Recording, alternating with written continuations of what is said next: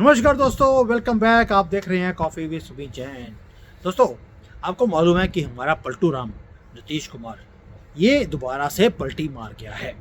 मुझे ये समझ नहीं आता कि क्या ये मोमिन है जो हमेशा ही शादी के बाद तलाक हो जाता है, फिर ये हलाला करने के लिए दूसरे के पास जाता है, वहाँ पर हलाला करवाने के बाद ये दोबारा से पहले पति के पास आ जाता है और ये हलाला बार बार करने के लिए इसको जाना पड़ता है। कुछ ना कुछ तो प्रॉब्लम है, लेकिन मुझे उसकी पर्सनल प्रॉब्लम से मतलब नहीं है। मैं मैनेजमेंट का आदमी हूँ और मैं सिर्फ मैनेजमेंट की ही भाषा समझता हूँ। तो मैंने कुछ चीज़ें सीखी हैं नीतीश कुमार से। देखिए, इस दुनिया में एक रूल है कि जिससे भी कुछ सीखने को मिले वो सीख लेना चाहिए। नीतीश बाबू जो हैं, ये हम पलटू बाज के नाम से तो उसको जानते हैं, लेकिन इससे सीखने के लिए बहुत कुछ है। जो लोग कॉरपोरेट में काम करते हैं या करना चाहते हैं, उनके लिए ये नीतीश कुमार एक बहुत ही शानदार केस स्टडी है। नीतीश कुमार की जो राजनीति है उसमें मैनेजमेंट के कई सबक हमें मिलते हैं। मैं आपको 4 या 5 सबक बताऊंगा जो मैंने उनसे सीखे हैं। पहला, जब तक दूसरा ऑफर लेटर हाथ में ना हो, पहली कंपनी से रिज़ाइन नहीं करना चाहिए। मैं ये चीज़ अपने लोगों को भी बोलता हूँ। कई बार बोलते हैं लोग कि सर वो दूसरी कंपनी है, बहुत अच्छी है, वहाँ पे जॉब बहुत अच्छा है, वहाँ पे सैलरी बहुत अच्छी है। मैं बोलता हूँ बेटा, ऑफ़र लेटर है, जब ऑफ़र लेटर आ जाएगा उसके बाद मेरे से बात करना। अभी दूर के ढोल सुहावने। वही काम नीतीश कुमार भी करता है। वो बैठा रहेगा जब तक दूसरा आदमी उसके पास आकर ऑफर लेटर लेकर ना आ जाए। वो अपने पत्ते खोलता ही नहीं है और कोई भी डिसीजन वो नहीं लेते। यही होती है कॉर्पोरेट स्टाइल, जिसको बोलते हैं। ये भी नौकरी कर रहा है बेसिकली, अपनी पार्टी की भी और दूसरों की भी। तो कोई भी बुराई नहीं है, बहुत बड़ा काम, बढ़िया काम वो कर रहा है। अनपढ़ नहीं है, कॉर्पोरेट का आदमी है नीतीश कुमार। दूसरा, एक बार जब आपके पास दूसरा ऑफर लेटर आपके पास आ गया और आपने एक्सेप्ट कर लिया, उसके बाद जो पहली कंपनी है वो कितना भी आपको इंक्रीमेंट दे दे, प्रमोशन का लालच दे दे, आप रुको नहीं। क्योंकि एक बार आपने इस्तीफा दे दिया, उसके बाद जो हायर मैनेजमेंट है उस कंपनी की, पहली कंपनी की, उसकी नज़रों में आप आ चुके होते हो कि भाई ये कभी भी जा सकता है। और अगर आपको रोक भी लिया तो भी वो कंपनी आपका रिप्लेसमेंट ढूंढने में लग जाती है। इसलिए आप कुछ भी करो, रुको नहीं। और यही नीतीश कुमार भी करते हैं। तीसरा काम, कि अगर आप में स्किल्स हैं और आप कंपनी के लिए एक एसेट हो, तो पहली जो कंपनी है उसके दरवाजे आपके लिए हमेशा खुले रहेंगे। इसीलिए ये हलाला करके दोबारा से वापस आ जाता है। इसलिए अपने स्किल्स को आप तराशते रहिए। मार्केट में डिमांड हमेशा ही आपकी बनी रहेगी। बारगेनिंग के लिए हमेशा ओपन रहिए आप भी। और रियल जो रवैया है वो आपको रखने की ज़रूरत नहीं है। आप नीतीश कुमार को देखिए, जो पहली कंपनी में था तो दूसरों को आंखें दिखाता था। उसके बाद दूसरे वालों से इसको ऑफर लेटर आ गया तो ये पहले वालों को लात मार के दूसरे वालों के पास चला गया और पहले वालों को आंख दिखाने लग गया। क्योंकि उसको मालूम था कि बिहार की जो राजनीति है वो मेरे कंट्रोल में है, मेरे बिना ना दूसरे वाला ना पहले वाला कोई काम नहीं कर सकता। और स्किल डेवलपमेंट तो आपको मालूम ही है, हमने विधानसभा में खड़े होकर इसके स्किल्स की जो स्पीच थी वो हमने सुन ली थी। चौथा पॉइंट, कंपनी लॉयल्टी है, एथिक्स हैं, वर्क कल्चर हैं, वगैरह वगैरह वगैरह, ये सारी हवाई बातें हैं। कॉरपोरेट के जंगल में हर व्यक्ति और हर कंपनी वो हमेशा ही शिकारी भी है और शिकार पर भी रहती है। यहाँ आपको बस अपने लिए सोचना है, दूसरों के लिए सोचने की ज़रूरत नहीं है। क्यों? जब ले ऑफ होता है, जैसे कंपनी टाइम गलत आ गया, ले ऑफ होना शुरू होता है, कंपनी आपके बारे में कभी सोचती ही नहीं है। और जब कोई किसी आपके को वर्कर्स को भी अच्छा ऑफर किसी को मिलता है, वो टीम को लात मारते हैं और वो दूसरी तरफ चले जाते हैं और आप ही की निंदा वहाँ पर जाकर करनी शुरू कर देते हैं। इसलिए बस शिकार पर नज़र रखिए कॉर्पोरेट के अंदर, और जब मौका मिले अपना हिस्सा लेकर अगले मिशन पर चल पड़िए। ये है कॉर्पोरेट स्टाइल। और नीतीश बाबू भी यही काम करते हैं। पहले वाले के साथ अच्छे मज़े किए, मज़े करने के बाद तलाक करवा लिया और दूसरे वाले के साथ शादी कर ली। दूसरे वाले के साथ मज़े लिए, तीसरे वाले के पास चले गए। अब तीसरे वाले के पास जाने के बाद पहले वाले के पास वापस आ गए हैं। यही है कॉर्पोरेट स्टाइल और ये चीज़ें सीखने वाली हैं। अब आप सोच रहे होंगे कि यार ये तो धोखा है, कभी आप इधर चले जाते हैं कभी उधर चले जाते हैं। अब जो भाजपा के जितने भी कार्यकर्ता हैं, समर्थक हैं, वो भी इसी बात से चिढ़े हुए हैं कि आखिर भाजपा नीतीश कुमार को लेकर आती क्यों है। भी कोई भी पार्टी जो होती है, किसी को भी शौक नहीं होता कि वो गठबंधन में सरकार बनाए। जैसी राजनीतिक परिस्थितियां होती हैं उसके अनुसार आपको अच्छे से अच्छा रास्ता निकालना पड़ता है। ये भी कॉर्पोरेट का स्टाइल है भी, जहाँ पे आपको लगे कि अच्छा काम चल रहा है आप वहाँ पर एक एग्रीमेंट्स करते हैं एक दूसरे के साथ। कई बार ऐसा भी होता है कि आपको किसी निर्णय से एकदम घाटा दिखाई देता है शॉर्ट टर्म में, लेकिन लॉन्ग टर्म में आपको फ़ायदा दिखता है। जैसे इस बार नीतीश कुमार के अलग होते ही क्या हुआ, इंडी जो था गठबंधन वो पूरे तौर पर समाप्त हो गया है और अब विपक्ष चुनाव से पहले ही हार चुका है। वोट कितना बढ़ेगा, कहाँ बढ़ेगा, कहाँ पर क्या करना पड़ेगा, कुछ भी नहीं है। लड़ाई ख़त्म हो गई और कांग्रेस हार गई है। भाई 125-30 सीटों का तो हेर फेर हो गया इसी एक छोटे से डिसीजन के कारण। कहाँ से, ब्रह्मपुत्रा से लेकर आपके पंजाब की रवि नदी तक, सब जगह पर ब्यास नदी तक पूरा उलट फेर हो गया है एक डिसीजन से। ये होता है कॉर्पोरेट स्टाइल कि अगर नीतीश कुमार कॉर्पोरेट के स्टूडेंट हैं तो प्रिंसिपल मोदी जी हैं और अमित शाह हैं। उन्होंने भी ऐसा खेल खेला है कि विपक्ष को समझ ही नहीं आ रहा कि हम करें तो क्या करें।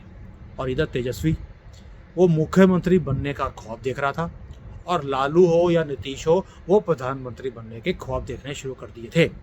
और नीतीश ने यही काम किया कि ऐसी एक्टिंग करी कि इन दोनों को मुख्यमंत्री और प्रधानमंत्री बनाने के सपने दिखाता रहा। यही होता है कॉर्पोरेट का स्टाइल। आप इतनी लंबी एक इमेज दे देते हो कि आदमी उसके पीछे लगा रहता है, पीछे देखता ही नहीं है कि ज़मीन है या नहीं है। और वैसे ही यहाँ पर भी हुआ और ये आदमी जैसे ही दूसरी ऑफर लेटर आई गुलाटी मारी और दूसरी तरफ चला गया। अब आप देखिए, कभी तो ये ललन सिंह की तरफ होता है, कभी ये सीपी सिंह की तरफ होता है, कभी ये भाजपा की तरफ होता है, कभी ये लालू की तरफ होता है और सारे के सारे ये सोचते हैं कि हम इस नीतीश कुमार को चला रहे हैं। लेकिन एक्चुअल में वास्तव जो सिचुएशन है वो बिल्कुल ही उल्टा है।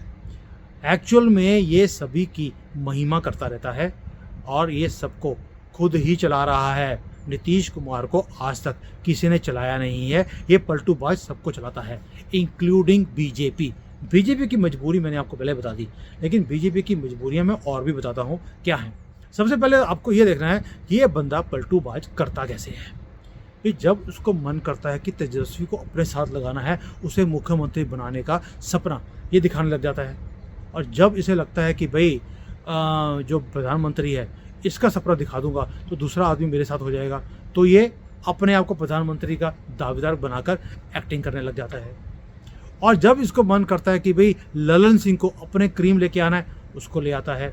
कभी उसको पीछे करने के लिए सीपी सिंह है, उसको अपने करीबी ले आता है। यानी कि विधानसभा हो, लोकसभा हो, कुछ भी हो, इसने पूरा अपना गेम प्लान बनाया हुआ है। कभी आरजेडी को क्लोज ले आया, कभी बीजेपी को ले आया और दोनों को के साथ होने का दावा भी करता है और दबाव बनाकर रखता है सबके ऊपर। ये है कॉर्पोरेट स्टाइल नीतीश कुमार। ये पॉलिटिशियन नहीं है, ये पॉलिटिशियन का पॉलिटिशियन है। ये पूरा कॉर्पोरेट स्टाइल का काम करने वाला आदमी है। अब आप देखिए, नीतीश कुमार को बीजेपी की मजबूरी बड़ी ही अच्छी तरह से पता है कि बिहार हो, बंगाल हो, तमिलनाडु हो, भाजपा वहाँ पर हमेशा ही हारती रही है, उसके पैर जमे ही नहीं। अब आप देखिए, जो भाजपा है वो इन राज्यों में मेहनत भी कर रही है। आपको मालूम है तमिलनाडु में कैसे वो लगे हुए हैं, बंगाल में पकड़ बनाते जा रहे हैं, बिहार के अंदर भी इनकी पकड़ कभी थी नहीं। उसका रीज़न है भाजपा काम करती है नेशनल लेवल पर, और ये जो पार्टीज़ हैं, ये जो स्टेट्स हैं, इनकी मानसिकता है वो छोटे छोटे मुद्दों के ऊपर ये काम करते हैं। आपको याद होगा बंगाल के अंदर एक समय था जब हिंदू बहुसंख्यक थे और वो अपने आप को पूरे भारत से श्रेष्ठ समझते थे अपने आप को, और आज भी समझते हैं बंगाली अपने आप को कि हम भारतीयों से, बाकी भारत से श्रेष्ठ हैं।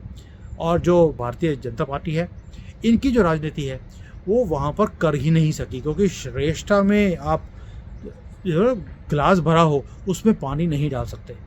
और फिर क्या हुआ, वहाँ पर धीरे धीरे जो इस्लामिक जो ये नक्सलवादी हैं ये वहाँ पर आ गए। उन्होंने हिंदुओं को पीट पीट के उनका दिमाग को लगाया ठिकाने पे।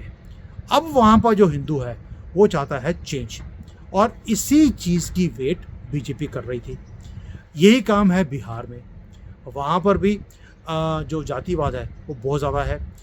बीजेपी इस चीज़ों में पड़ती नहीं है, और इसीलिए वो नीतीश कुमार को अपने साथ लेकर वहाँ पर भी अपनी धाक बनाने की कोशिश बीजेपी लगी हुई है। वहाँ पर भी ग्राउंड वर्क काम चल रहा है, और बीजेपी का जो मुद्दा है वो हिंदुत्व है, और उसकी राजनीति है उसमें वो सबका साथ, सबका विकास करने की बातें करते हैं।